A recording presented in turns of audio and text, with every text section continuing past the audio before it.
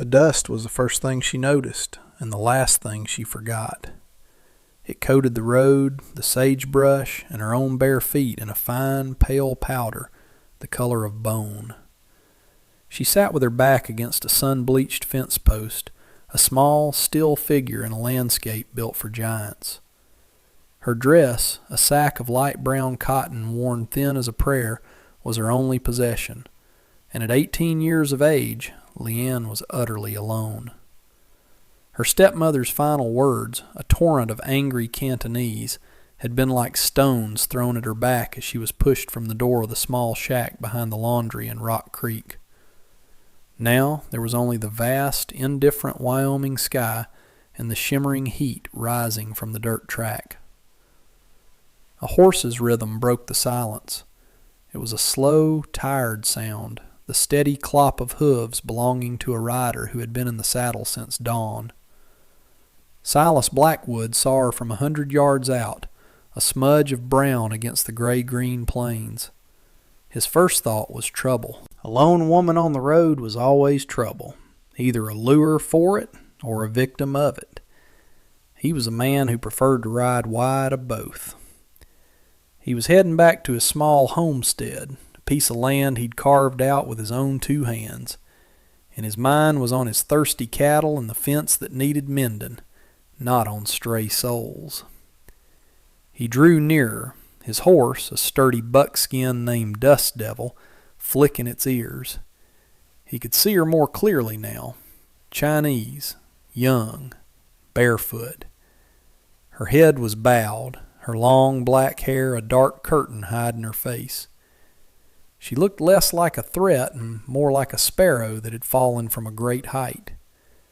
He was set to ride on by, to tip his hat in a gesture that was more habit than courtesy, and leave her to her fate.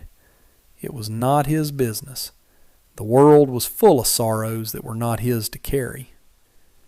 But as he passed, she looked up. And that was the moment everything changed. It wasn't her youth or her evident poverty that stopped him. It was her eyes. They were dark and deep, and in them he didn't see fear or pleading, but a shocking, bottomless exhaustion.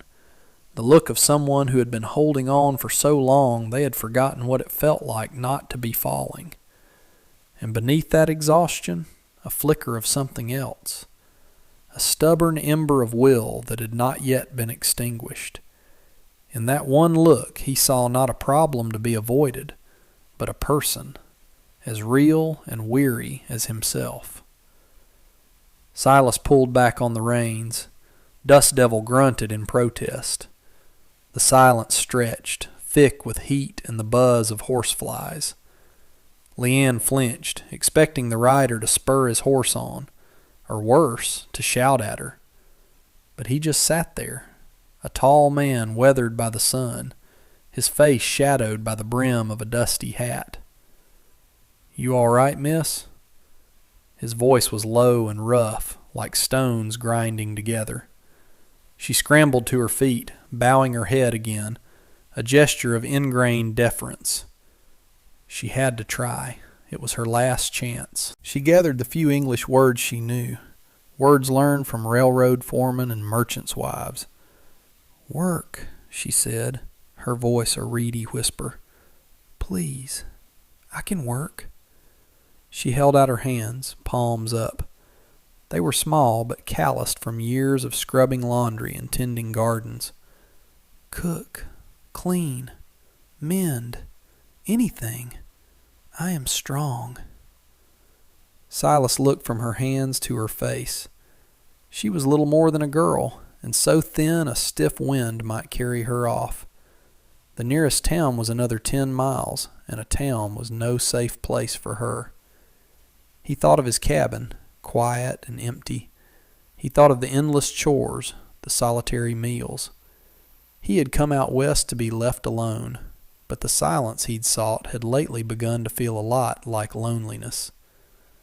He let out a long breath, the sound of a man arguing with his own better judgment and losing. "I ain't got much to pay," he said, more to himself than to her. "Hope. A feeling so foreign it was painful surged through her. "No pay," she said quickly. "Just a place. Food." He looked down the long, empty road behind her, then at the endless expanse ahead.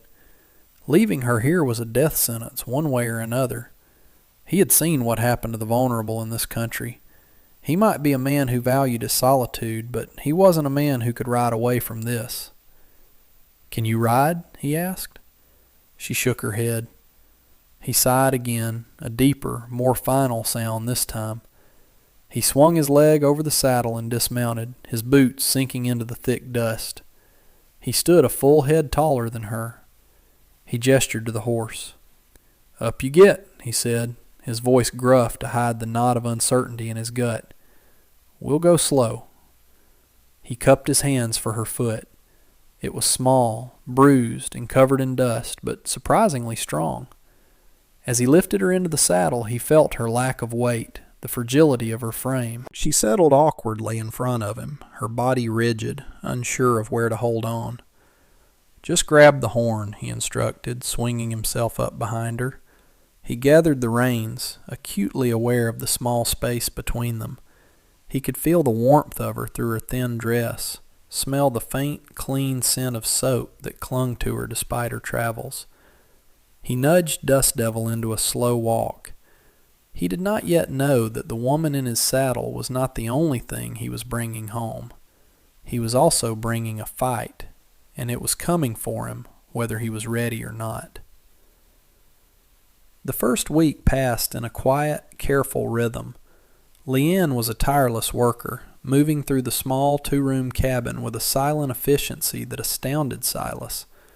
She cleaned corners he hadn't realized were dirty, mended shirts he'd long given up on, and coaxed a surprising variety of meals from his meager stores of flour, beans, and salted pork. She spoke little, and he, a man of few words himself, found the shared silence comfortable. He would work the land from sun up to sundown, and when he came in, tired and sore, the cabin would be clean, a warm meal waiting on the table, and a pot of coffee on the stove. He learned things about her, not from words, but from actions. He learned she was clever when he saw how she'd rigged a line to dry herbs she'd found growing near the creek. He learned she was gentle from the way she spoke in a low murmur to the chickens, who had never been so productive.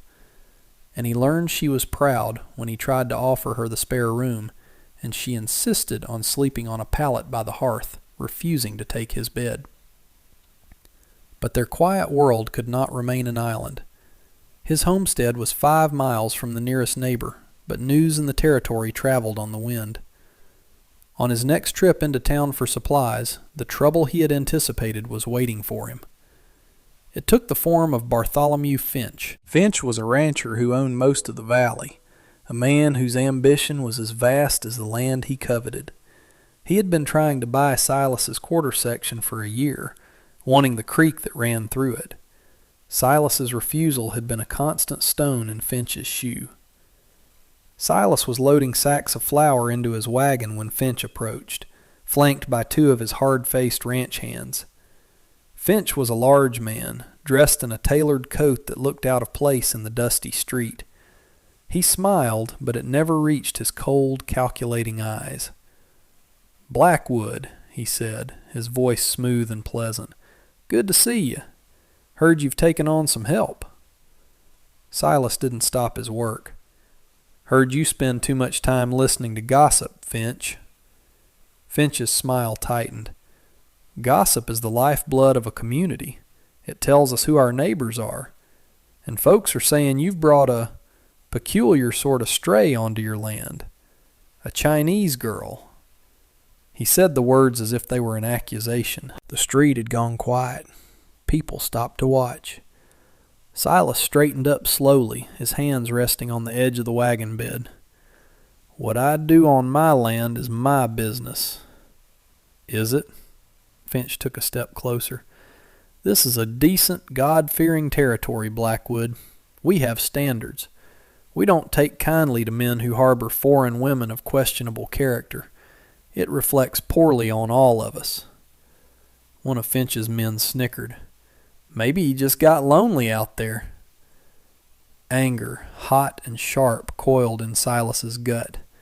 He was about to step forward when a small voice cut through the tension. "He is a good man." All eyes turned.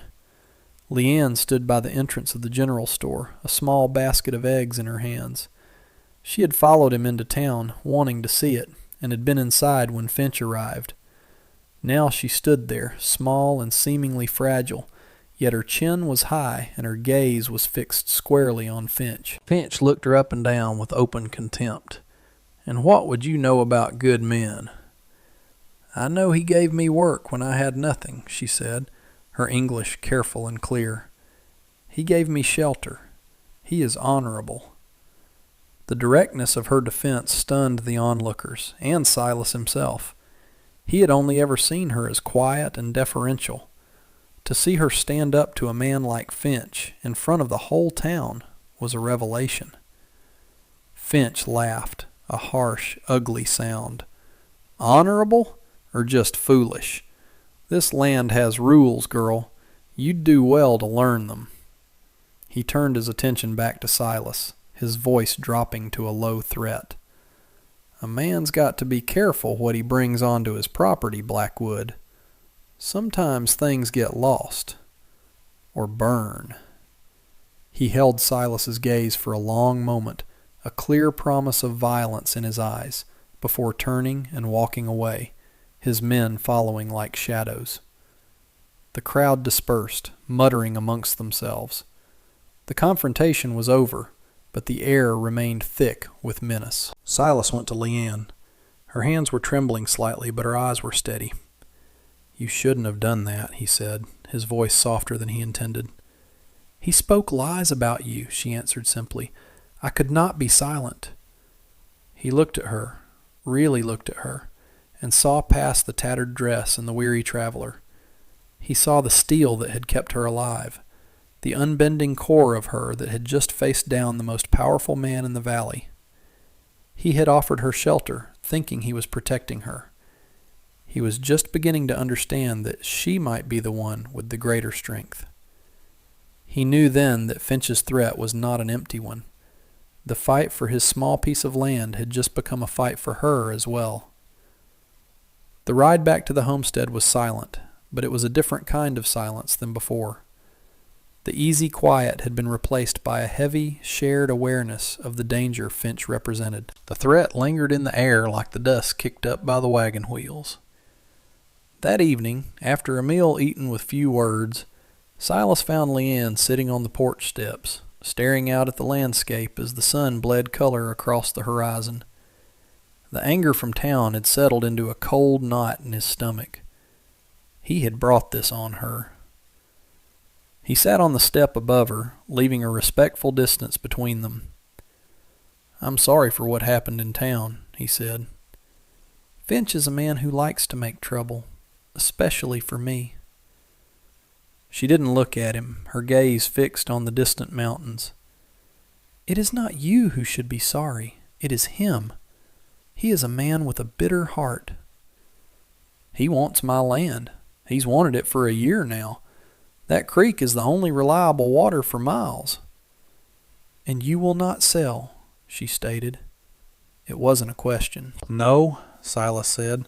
"My father worked himself into an early grave for a company that owned him body and soul.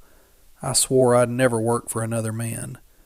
This land, this is the only thing that's truly mine."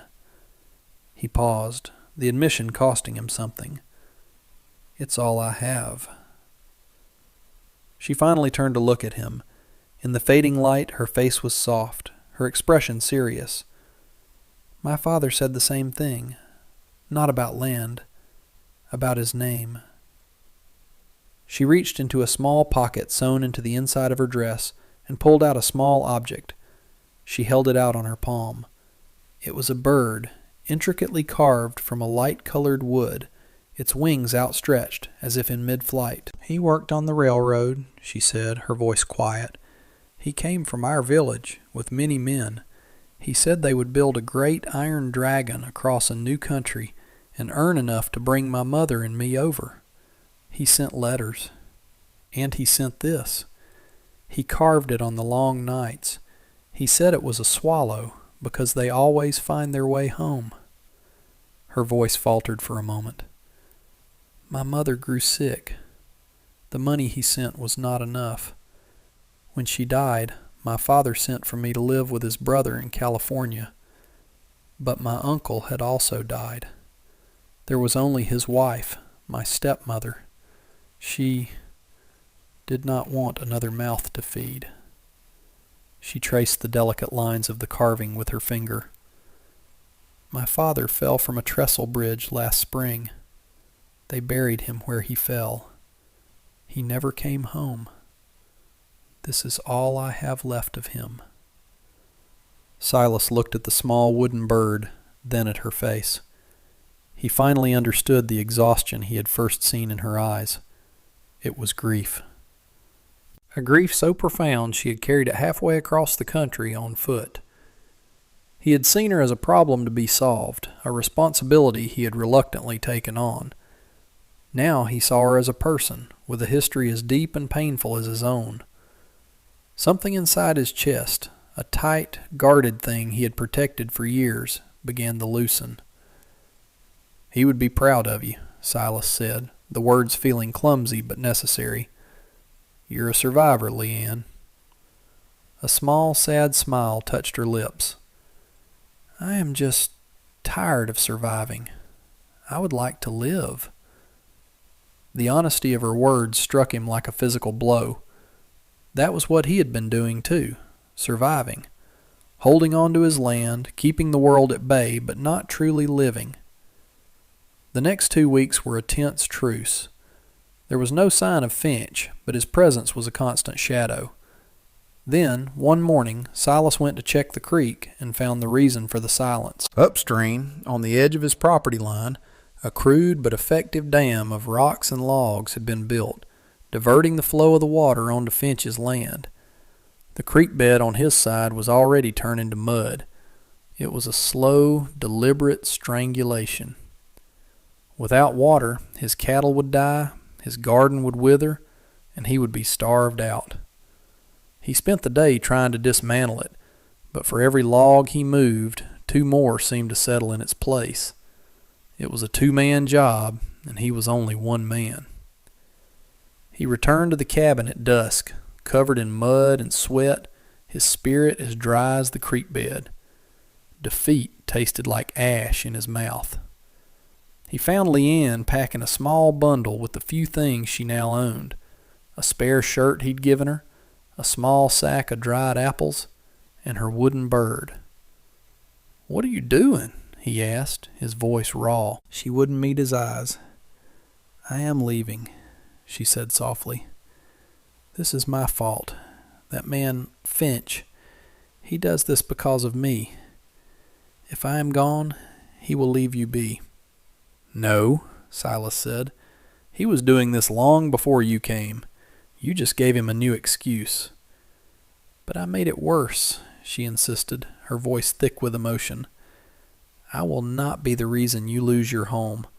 I will not let another person I care for lose everything." She tried to move past him, towards the door. He stepped in her way, blocking her path. For the first time, he reached out and gently took her arm. Her skin was warm, and he could feel a tremor running through her.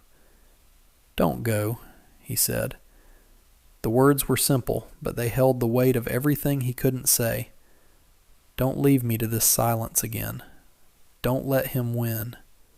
Stay." She finally looked up at him, her eyes shining with unshed tears. "He will ruin you." "Only if I let him," Silas said, his gaze intense. "He thinks because I'm alone I'm weak. He thinks he can just push me aside." He looked down at her, at this small, fierce woman who had faced down bullies and crossed a continent. "He's wrong. I'm not alone." It was a choice, and they both knew it. For her, the choice to stay and face the danger with him instead of running to save herself. For him, the choice to stand for something more than just a piece of land. He was choosing her.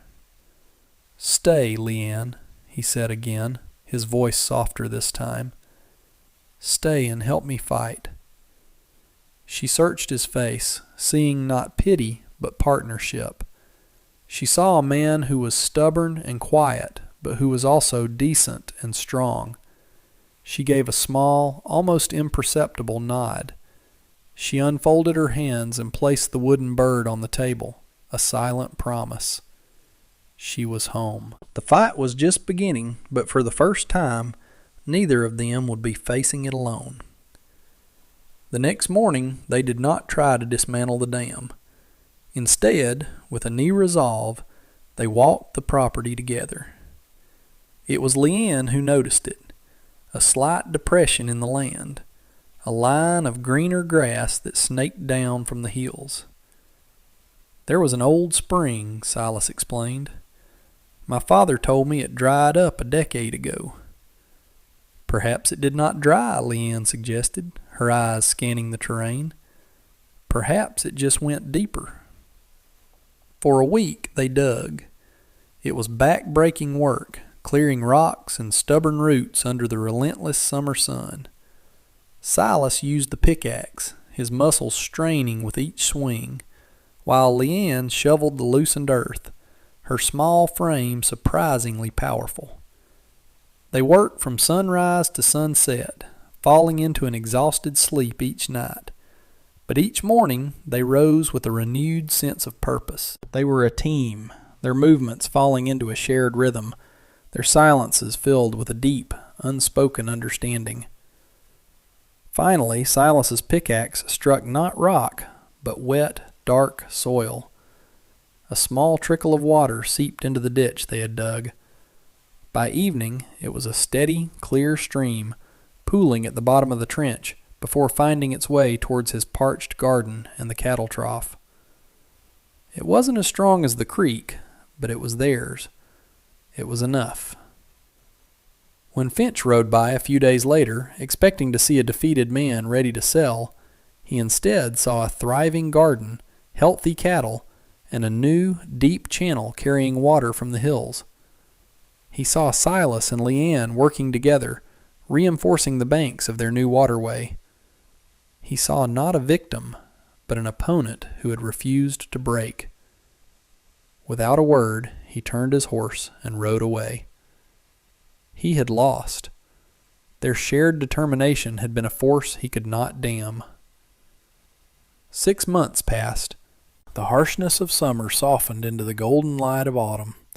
The small homestead was transformed. A sturdy new fence, built post by post, encircled the property.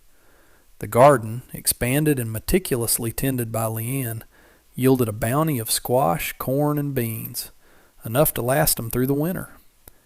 Inside the cabin, bright, simple curtains she had sewn from flour sacks hung in the windows, and the scent of baking bread often filled the small space.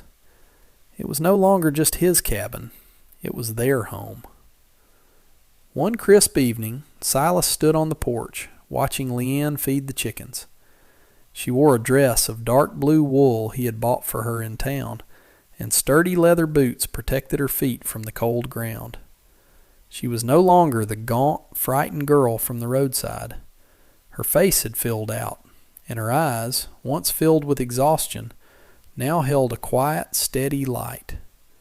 She finished her task and came to stand beside him, wrapping a shawl around her shoulders. They stood in comfortable silence, watching the last rays of sun paint the mountains in hues of purple and orange. "Winter'll be here soon," she said softly. "We're ready for it," he replied. He looked at her, at the way the fading light caught in her dark hair. The feelings he'd been holding back, the deep well of affection and respect he felt for her, rose to the surface. "Leanne," he began, his voice uncharacteristically hesitant, "this place, it wouldn't be anything without you." She turned to him, a small smile on her lips. "And you, Silas, you gave me a place to stand when the whole world was pushing me down." In her hand she held the small carved swallow. She had polished the wood until it shone. He reached out, his calloused hand gently covering hers, his fingers closing over the smooth wood of the bird. "I was just surviving out here," he said, his voice low and earnest. "You taught me how to live again." Her smile widened, reaching her eyes. "We taught each other." In that moment, under the vast Wyoming sky, there were no words for what passed between them. It was a promise, a recognition, a quiet certainty that they had both, against all odds, found their way home. The world was still a hard and unforgiving place, but they had built a small, strong shelter, not of wood and stone, but of shared courage and a love as steady and reliable as the water now flowing from the earth. And that brings us to the end of this one. If you stayed with me all the way through, thank you. Stories like this one only get told because folks like you sit down and listen.